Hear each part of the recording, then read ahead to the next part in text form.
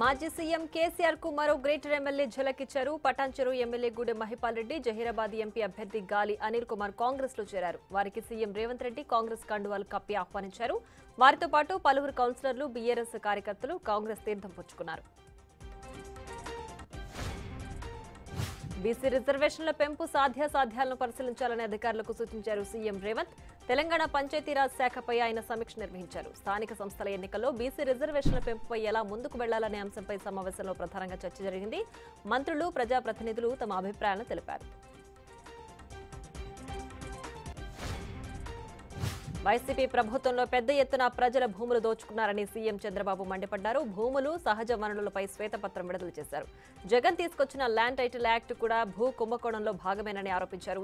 రాష్ట్ర వ్యాప్తంగా 37,000 కోట్ల రూపాయల భూ కుంభకోణం జరిగిందని చెప్పారు చంద్రబాబు. తెలంగాణలో రైతు రుణమాఫీ గైడ్ లైన్స్ జీవోను ప్రభుత్వం విడుదల చేసింది. వ్యవసాయ భూమి కలిగి ఉన్న ప్రతి రైతుకు రుణమాఫీ వర్తిస్తుందని జీవోలో పేర్కొంది. 2018 డిసెంబర్ 12 తర్వాత నుంచి రుణాలు తీసుకున్న రైతులందరికీ 2 లక్షల రుణమాఫీ చేయనున్నట్లు ప్రభుత్వం తెలియజేసింది. రుణమాఫీకి రేషన్ కార్డును తప్పనిసరి చేసింది.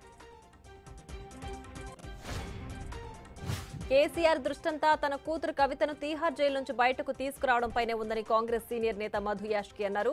గాంధీ భవన్ లో చిట్ చాట్ చేసిన ఆయన కవిత కోసమే కేటీఆర్ ఢిల్లీలో మకాం వేశారని చెప్పారు.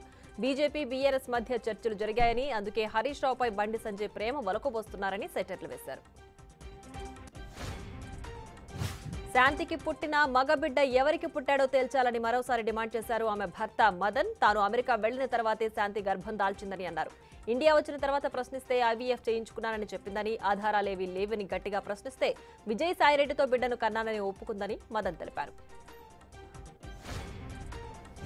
సైబరాబాద్ పరిధిలో భారీగా డ్రగ్స్ దొరికాయి. ప్రముఖ హీరోయిన్ రకుల్ ప్రీత్ సింగ్ తమ్ముడిని పోలీసులు అదుపులోకి తీసుకున్నారు. 200 గ్రాములకు పైగా కొకైన్ స్వాధీనం చేసుకున్నారు. నార్కోటిక్ బ్యూరో, ఎస్ఓటీ, రాజేంద్రనగర్ పోలీసుల ఉమ్మడి ఆపరేషన్లో పలువురు సీనియర్ ప్రముఖులు, వ్యాపారవేత్తలు దొరికినట్లు తెలుస్తోంది. అరెస్ట్ అయిన అందరికీ పాజిటివ్ వచ్చిందని పోలీసులు తెలిపారు. హైదరాబాద్ నుంచి అనంతగిరి టూర్ వచ్చిన పర్యాటకులకు ఆటంకం కలిగింది. వికారాబాద్ జిల్లాలోని కోటిపల్లి ప్రాజెక్టు కాలువలో 3 మహీంద్రా తార్ వాహనాలు చిక్కుకున్నాయి. బయటకు తీసేందుకు వచ్చిన ట్రాక్టర్ కూడా బురదలో చిక్కుకుపోయింది. భారీ వర్షాలు కురుస్తున్నందువల్ల ప్రాజెక్టు వైపు రావద్దని అధికారులు హెచ్చరికలు జారీ చేశారు. పశ్చిమ గోదావరి జిల్లా లింగపాలెం మండలం పాశ్చానగరంలో దారుణం చోటు చేసుకుంది. కుటుంబ తగాదాలతో అత్త, మరదలిపై ఓ సీఆర్పీఎఫ్ కానిస్టేబుల్ దాడికి పాల్పడ్డారు. మరదలి చేతిలోని 2 నెలల పసిబాబును పీక నులిపి దారుణంగా హత్య చేశాడు. స్థానికులు ఆ కానిస్టేబుల్ ని పట్టుకుని దేహశుద్ధి చేసి పోలీసులకు అప్పగించారు. కర్నూలు జిల్లా మంత్రాలయం మండలం సుంకేశ్వరి గ్రామంలో ప్రజలు ఒక్కసారిగా అస్వస్థకు గురయ్యారు. 45 మందికి వాంతులు, విరేచనాలతో ఆసుపత్రిలో చేరారు. జ్యోతి అనే 4 ఏళ్ల బాలిక మృతి చెందింది. దీంతో గ్రామస్తులు ఆవేదన వ్యక్తం చేస్తున్నారు. గ్రామంలో కుళాయి పైపులు మురుగు కాలువల్లో ఉండడంతో ఇలాంటి ఘటనలు జరుగుతున్నాయని స్థానికులు అంటున్నారు.